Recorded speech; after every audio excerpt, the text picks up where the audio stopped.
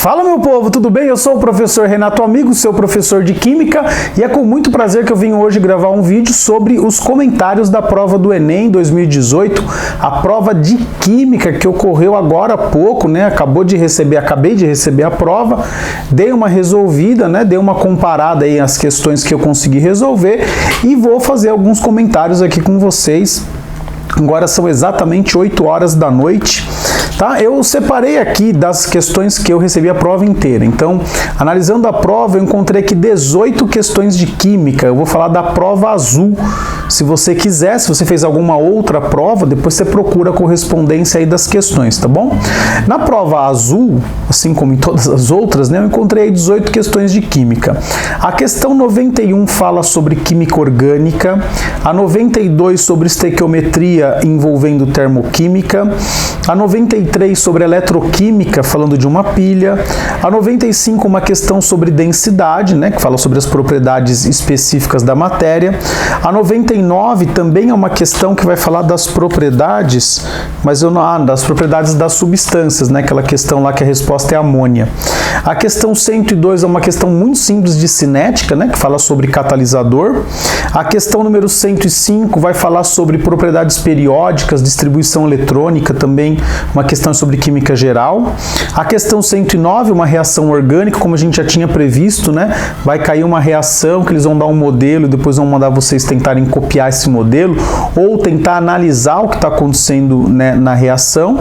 A 114, uma outra questão de estequiometria. 116, uma questãozinha de pilha.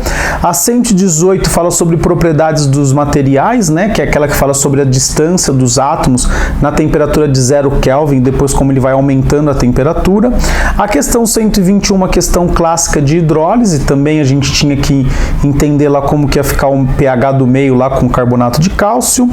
A questão número 123 fala sobre conversão de energia, daria para encaixar na física, mas eu acho que ela cabe mais para a química. A questão de número 124 falava sobre petróleo, também então mais uma questão de química orgânica, né? Para quem tem aula de química orgânica, para a gente que fala um pouquinho sobre petróleo, sempre a gente enfatiza o processo de craqueamento, né? Tem a galera que não presta atenção, né? Acho que é simples, tá? Então cai no Enem também. A questão 126 é a questão também sobre orgânica e sobre a estrutura orgânica. Então você tinha que interpretar lá o enunciado para conseguir identificar na cadeia as características. A questão 130 fala sobre propriedades de geometria, né? Que é a questão lá do carboninho, do grafeno, se eu não me engano. A questão 132 também sobre química orgânica, sobre fórmulas e isomeria plana. Também isomeria plana não é uma coisa que costuma cair muito, mas assim, a pergunta você não ia responder com a isomeria plana, mas se você manjasse de isomeria plana, você responderia fácil. E a questão de número 135 fala sobre química geral. Basicamente uma leitura de texto, uma interpretação de um texto aí do Haber-Bosch, basicamente uma questão, acredito que bastante simples, tá? Então assim, gente, ó, dessas 18 questões que eu elenquei aqui, as questões que eu achei de resolução mais complexa. A questão 91, então, para quem pegou a prova azul e achou que ia começar resolvendo a primeira, que já se deu mal, né? Tem que pular essa questão, tá? Essa questão tem que interpretar, tal, não é tão simples assim, tá?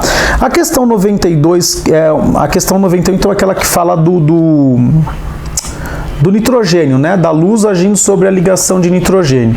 Então você vê claramente aqui uma disposição trans e uma disposição cis, então eu assinalaria a alternativa B de bola, tá certo? Porque na alternativa B, os grupos, né, na posição cis, eles ficam mais próximos, então dá para compactar melhor. A questão 92 é aquela questão que fala sobre o etanol e a gasolina, sobre densidade, sobre calor de combustão. Então assim, eles associaram estequiometria com densidade com termoquímica. É uma questão bem simples, né? Você primeiro descobriria qual era a massa dos 40 litros de gasolina, depois veria qual é a energia liberada, pega essa energia liberada, equipara lá para o etanol, pega a energia obtida com o etanol e calcula qual é o volume, né? Porque você, teoricamente, né, com a energia do etanol você descobre a massa, com a massa você descobre o volume pela densidade. Então você teria que fazer o seguinte, ó.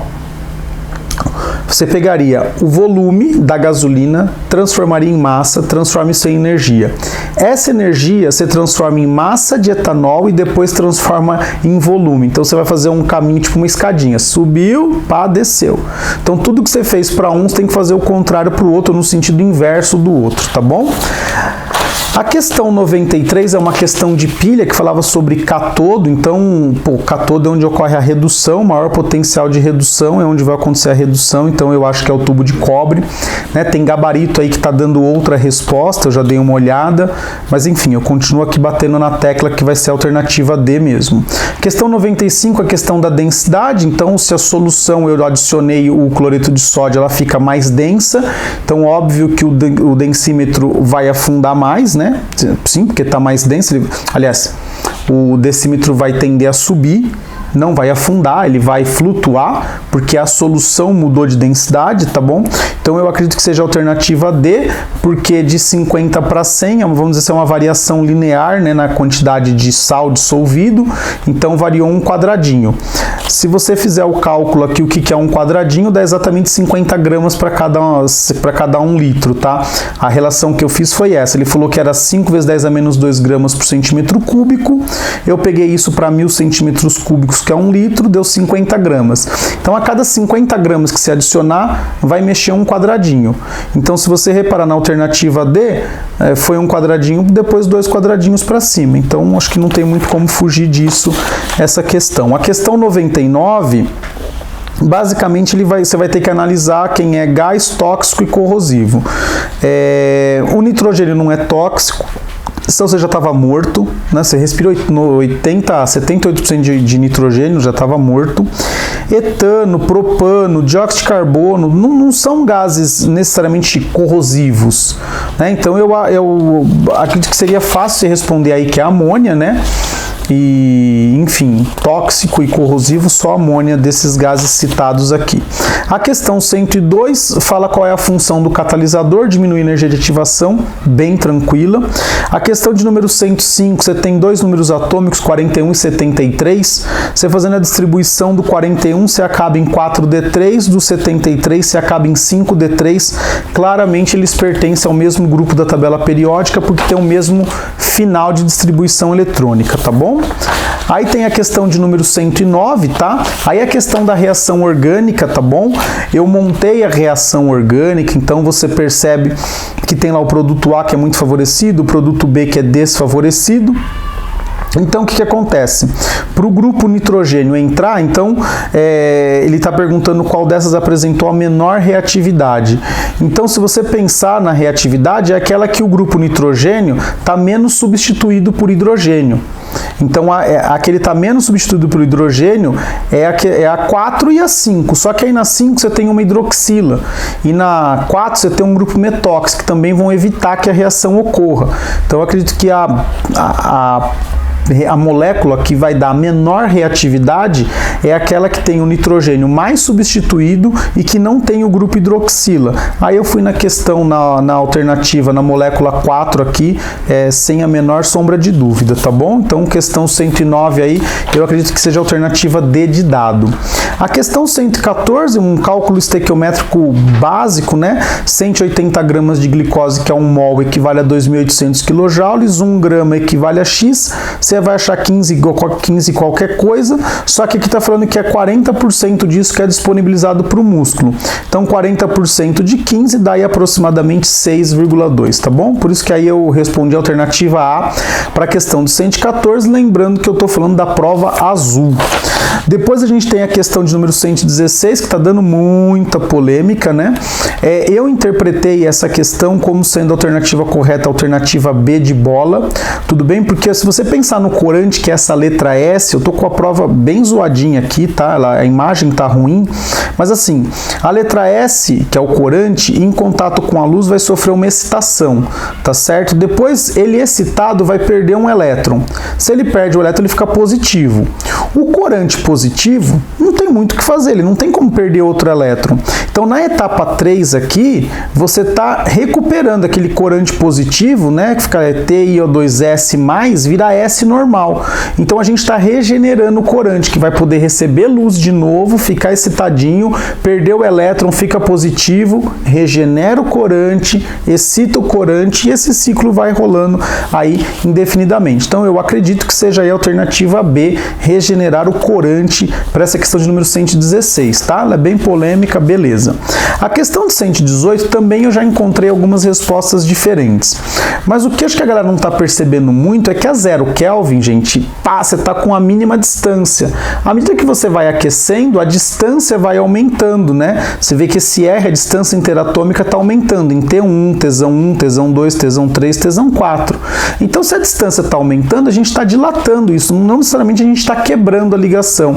É que esse é um gráfico que a gente usa para explicar lá a aproximação das moléculas, as forças de repulsão e atração. Então, por isso que acho que a galera está colocando aí como quebra de ligações covalentes, né? Provavelmente seja isso, só que o pessoal não está se atentando muito à temperatura, né? A temperatura de 0 Kelvin, aí não tem movimento as partículas, tá bom? A questão de número 121 é a questão que fala sobre a questão da hidrólise, né? Então ele está falando que ele vai tratar o solo com carbonato de cálcio e está perguntando por que isso vai remediar a disponibilidade dos íons alumínio. Bom, carbonato de cálcio é um sal formado de base forte e ácido fraco, então se é base forte vai disponibilizar íons OH- no meio.